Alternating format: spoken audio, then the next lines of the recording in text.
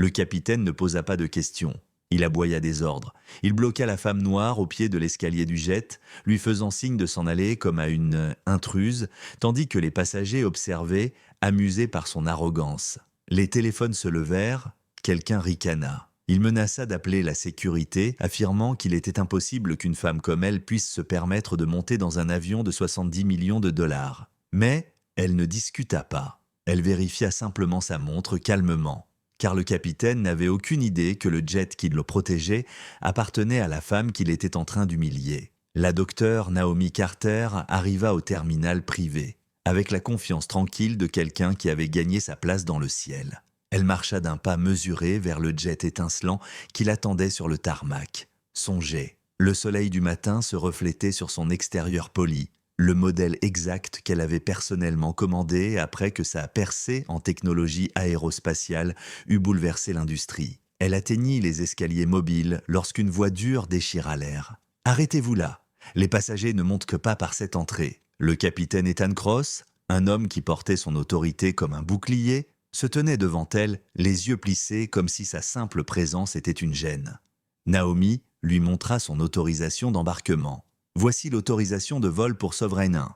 J'ai un départ prévu. » Ethan jeta à peine un regard. « Joli faux document. Laissez-moi deviner. Vous l'avez téléchargé sur Google pour impressionner quelqu'un ?» Des rires éclatèrent parmi l'équipage. Un agent au sol leva déjà son téléphone et commença à filmer. Naomi resta immobile. « Veuillez vérifier le code, il est enregistré auprès de Falcon Air Holdings. Je ne prends pas d'ordre de gens au hasard qui prétendent être propriétaires de jet. » claqua Ethan. « Je connais tout le monde qui a le droit de monter dans cet avion, et croyez-moi, vous n'en faites pas partie. » Une petite foule se forma derrière la vitre du terminal, sentant le drame arriver. Les téléphones apparurent comme des insectes attirés par la lumière. Naomi ne broncha pas. Elle avança simplement d'un pas. Ethan plaqua sa paume contre son épaule et la repoussa. « Touchez encore ces marches, et la sécurité vous traînera hors de la piste. » Un murmure horrifié traversa le tarmac.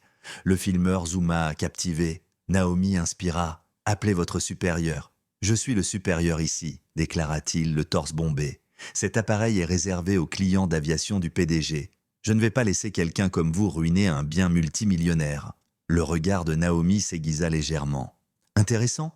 Et qui, selon vous, signe l'échec du PDG ?»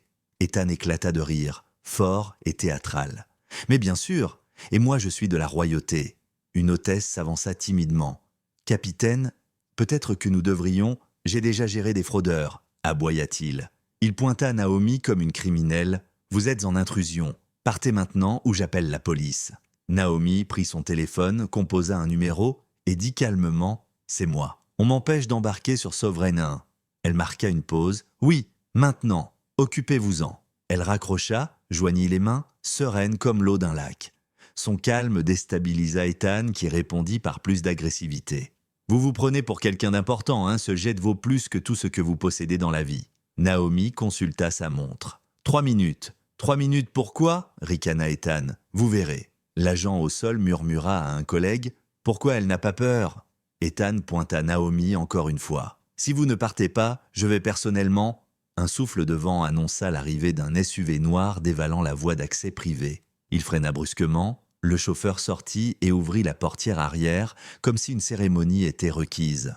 En descendit Alec Donovan, directeur général de Falcon Air Holdings.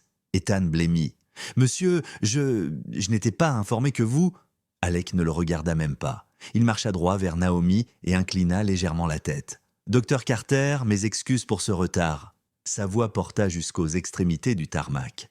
Naomi hocha simplement la tête. « Je suppose que la situation est en cours de résolution ?»